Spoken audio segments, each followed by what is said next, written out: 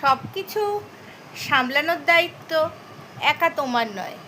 যা হাতের বাইরে চলে গেছে তাকে হাতের বাইরেই যেতে দাও, কারণ পরিস্থিতির সাথে সাথে সব কিছুই আবার তোমার হাতের মুঠোর মধ্যেই চলে আসবে। তাই সব কিছু সামলে সবসময় চলার দায়িত্ব কিন্তু তোমার একার নয়। হাসলে কি সমস্যা? আমি তো লজ্জা পেয়ে হাসি, কিন্তু মানুষজন কয় আমার নাকি লাজ শরম কিছু নাই, তাই জন্যই আমি সর্বক্ষণ হাসি। আমাকে যারা দেখতে পারে না, ট্রাস্ট মি ভাই, তাদের সামনে দিয়েই না ঘোরাঘুরি করতে খুব ভালো লাগে। আমি কারো শখের মানুষ নই। আমাকে ছাড়াও থাকা যায়, আমাকে ছাড়াও বাঁচা যায়। আমার সাথে কথা না বললেও কারো মন খারাপ হয় না। আমাকে ছেড়ে যেতেও কারোর একটুও দুঃখ হয় না। আমি না ভীষণ সস্তা মানুষ। আমি একদম সাধারণভাবেই থাকি। আমি সবার সাথে তাল মিলিয়ে চলতে পারি না। আমি তো জানি একদিন না একদিন সবাই আমাকে ছেড়ে চলেই যাবে।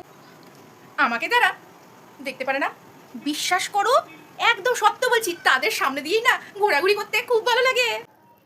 নিজেকে সৎ রাখুন। অন্তত দিন শেষে এটা ভেবে শান্তি পাবেন যে আপনি কারোকে কখনো ঠকাননি। কারণ অসৎ মানুষের শেষটা না কোনোদিনই ভালো হয় না। তাই জন্য সবসময় চেষ্টা করবেন নিজেকে সৎ রাখার।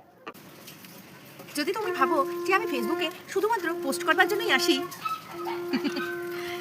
একদমই ঠিকই ভাবো। আমি শুধু পোস্ট করবার জন্যই কিন্তু ফেসবুকে আসি। তোমাদের সাথে ঘন্টার পর ঘন্টা ইনবক্সে গল্প করবার জন্য নয়, আর তোমাদের ভিডিও কল রিসিভ করবার জন্যও নয়।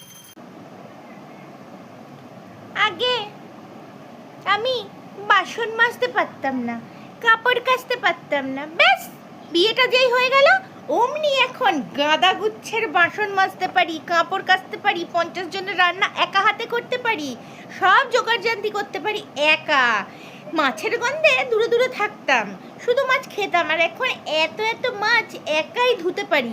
অবশ্য এখনো মাছ কাটাটা শিখিনি, আর কোনোদিনও করতেও চাই না।